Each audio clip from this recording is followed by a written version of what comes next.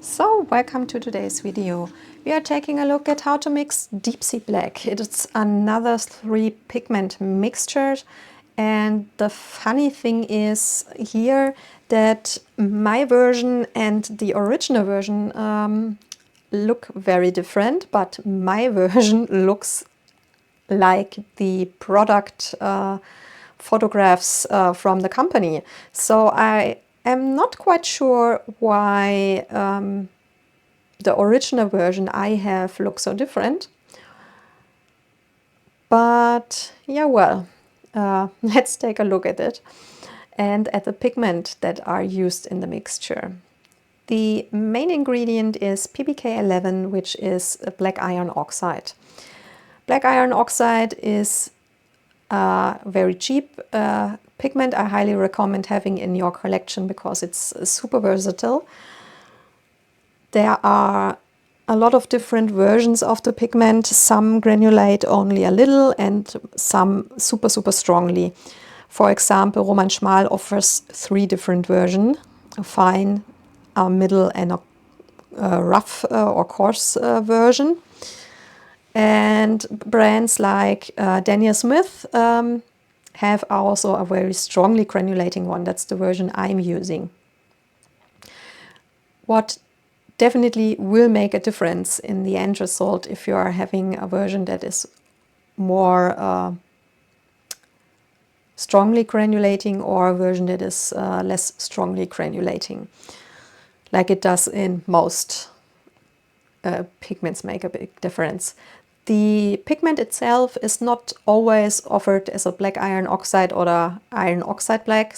It is often also offered under the name Lunar Black, like from Daniel Smith, or Mars Black, or I think at Roman Schmal it's called Aquarius Black.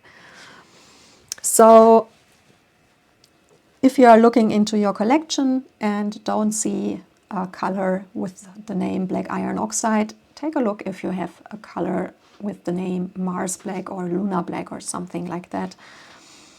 That's also a reason why I say it's always good to take at least a little bit a look at the pigments, because names can vary depending on which brand you are working with. The second pigment used is PB74, and that's probably a pigment not all of you have heard about. It is a pigment from the cobalt family, so if you're interested in hearing more about the pigment and seeing some different brands swatched, I highly recommend watching my cobalt blue video.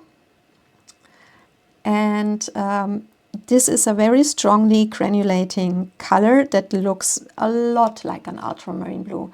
Cobalt pigments are very expensive, so I personally am a big fan of cobalt pigments, but this is definitely one where I say you can definitely save yourself the money in buying it. It is more like a collector's choice. Because you can definitely substitute it with an ultramarine blue that would be a lot cheaper than buying this pigment. And the third pigment we are using is PB35, and that is cerulean blue, which is also a cobalt pigment. So we have 2 very expensive and 1 cheaper pigment. I'm using the PB74 from Winsor & Newton Professional and the cerulean blue from Daniel Smith.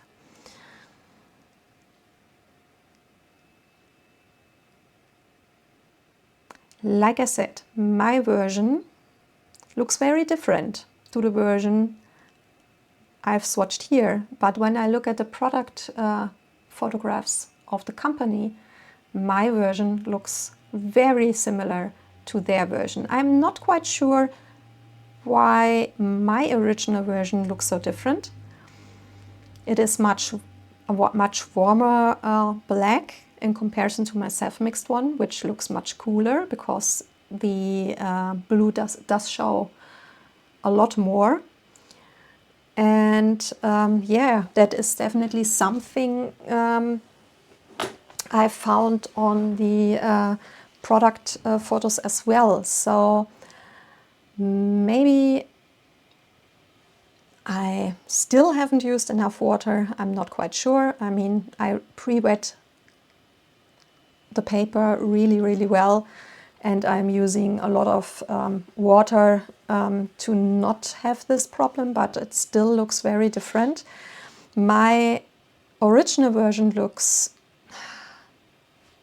yeah, to be honest, super uninteresting, boring, and not worth the money at all, in my opinion, because it is a warmer black which barely granulates, and you have only small speckles of blue, which are very, very light, so you don't see them very well.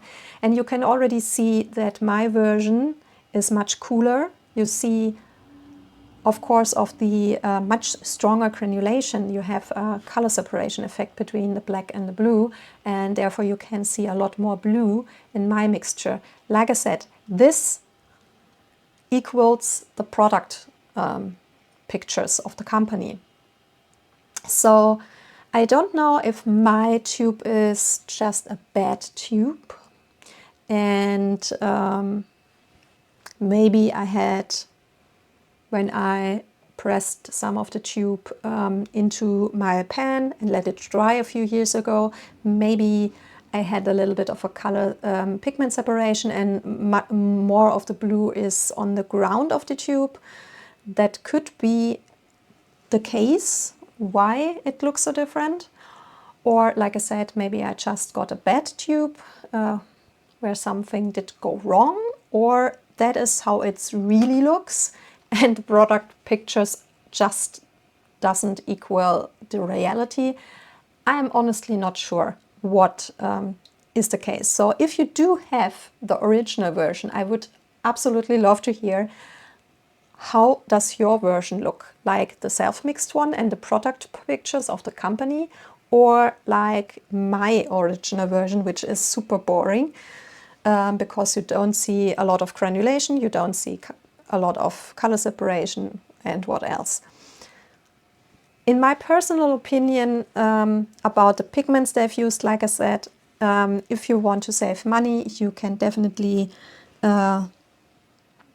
exchange the PB74 with an ultramarine blue, and yeah, it is still not a color where I say I would recommend buying, or that it is worth buying, because it looks just like you mix a little bit of ultramarine blue in your PBK 11. It is not a color with a very strong, yeah, I don't know how to call it, but it is still not a super interesting color. I mean, it is a little bit bluer black. We do have that with Payne's Gray. Those don't granulate. You have here a granulating version of a bluish black, but it is still not a color where I say it is super, super interesting, because the blue content is still very low, and it is mostly a black color. And yeah, there probably are ways to use it. I'm honestly not so sure for what I should use it, at least the original version I have, because it is so low-key. Yeah, so if the rest of the tube would look like that, I probably would use it just as a normal black. And when I, for example, say I want to mix a color with black, then I would probably just use it as a mixing black or so, because it's so unspecial to use on its own. Maybe you can use it as a shadow color in some cases or so, but I'm still at the point that I say I just have no clue how to use this one. So yeah.